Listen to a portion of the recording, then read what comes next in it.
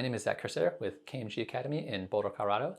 And today I want to talk a little bit about a really fun way to take percussion and make it sound a little bit more melodic, using a couple of different effects that I think are oftentimes underappreciated and overlooked compared to other effects that are out there. So what we're going to do here is we're going to start off with just a percussive loop. It's a nice cool little percussion pattern. And we're going to take the resonator audio effect to make our percussion have a bit more of a melodic feel to it. So Resonator is a really fantastic device. You can do a lot of fun stuff with this, but essentially this is going to take an audio input signal and it's going to generate a particular pitch based off of that. So we're basically taking the rhythm of our percussion and then adding notes on top of it. So if we listen to it right now,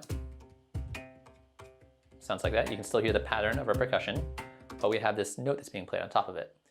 We can also start adjusting our dry wet control to get more or less of this effect. So if I only want to hear that melodic part, I can just turn this up, in which case we're just hearing that. Or I can turn it down to get less of it. So I'm gonna keep this pretty high so we can really hear what's happening.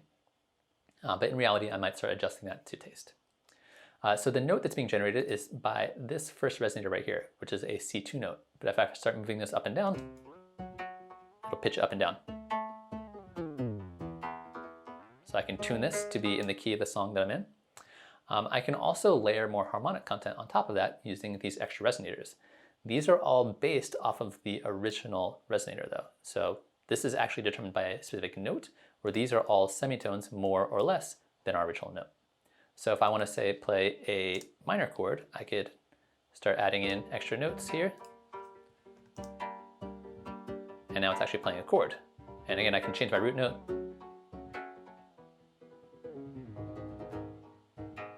Sounds pretty cool. And I, of course, could automate this around, so I could play different notes, different chords, depending on what key I'm in, and actually play a chord progression if I wanted to. Let's go ahead and add in another one just for fun. We can also adjust how this sounds by start playing with both the mode controls, the decay, and the color, which will all affect the harmonics of what we're hearing. So we have two modes. We have A mode and B mode. A has a very kind of like strumming kind of feel to it, very kind of string feel to it, where B has a bit more of like a metallic kind of feel to it. We can also adjust the decay to make it a little more choppy or resonate for longer. We can also adjust the color. So as I turn the color down, we're gonna get more emphasis on lower frequencies or higher frequencies. So think of it kind of like a filter, but not quite. In addition, we also have this filter right here. So the filter is going to allow us to select which frequencies are triggering our resonator. So it's using a bandpass filter, so we can move this up or down. So now only the higher parts of our percussion are triggering our resonator, or the lower parts. We can also turn this off, and now the whole thing is triggering our resonator. So pretty fun, pretty easy way to get a little bit more tonal quality out of our percussion. In some cases, maybe even replacing our percussion, or just layering it in by adjusting the dry wet control. So that's method number one for getting a kind of more melodic feel off of your percussion. And we can try this out with a different percussion loop and see how it sounds.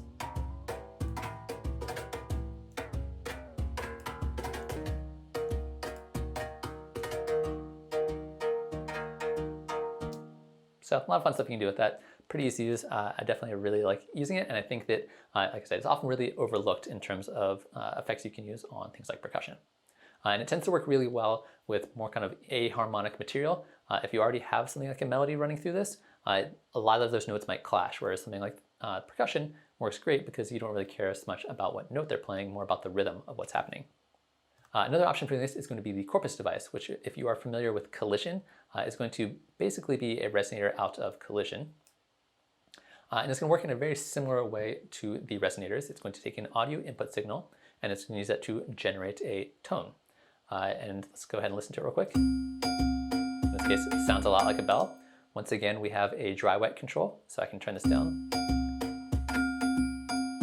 to control the amount of the signal we're getting from our corpus versus our original signal. Here we have different resonator types that are going to greatly affect the sound we're hearing, and they all sound fairly different. We can test some of them out.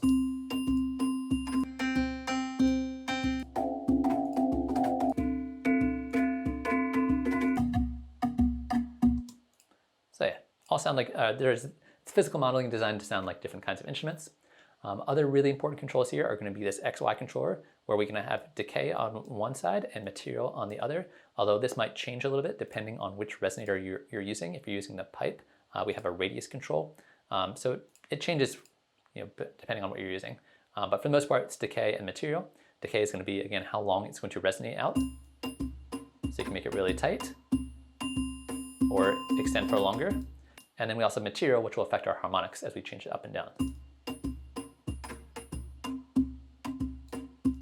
Between the two of those, you can get a lot of different kinds of sound. So as of right now, this is only playing a single note, which is being controlled right here. So this is playing a note at 261 hertz, which is going to be C3. If I want to, I can move this up and down to change the pitch. Notice it doesn't move in semitones, it moves in hertz, but it does just tell you here what the closest note is. So you could automate this to tune it up and down to play different notes. However, that oftentimes feels kind of tedious. So what we're going to do instead is we're going to use a MIDI sidechain. So this is the only audio effect in Live that has a MIDI sidechain instead of an audio sidechain. So if we hit this triangle right here, this opens up our sidechain area, and we can choose a MIDI input from any MIDI track. So you could, if you already have a melody going on a different track, you could just take that melody and send that to Corpus, and then Corpus will take those MIDI notes and then automatically tune Corpus to match that. So over here on the separate MIDI track, I just have a couple of notes, just quarter notes, that are not doing anything, just on an empty MIDI track. So we're going to receive MIDI from that MIDI track. And then the other thing you need to do to make this work is you need to make sure frequency is turned on. Otherwise, it won't respond to it.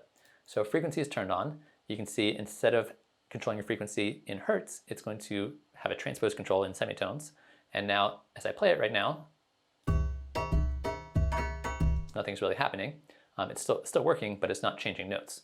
So if I play this clip here, it's going to receive the MIDI notes from this clip and then change it as it's playing. So now it's actually playing a sequence of notes. We can try out different sounds. So once again, I'm combining the rhythm of my percussion that I really like with the changing of the notes in a melody that I like, and kind of get the best of both worlds.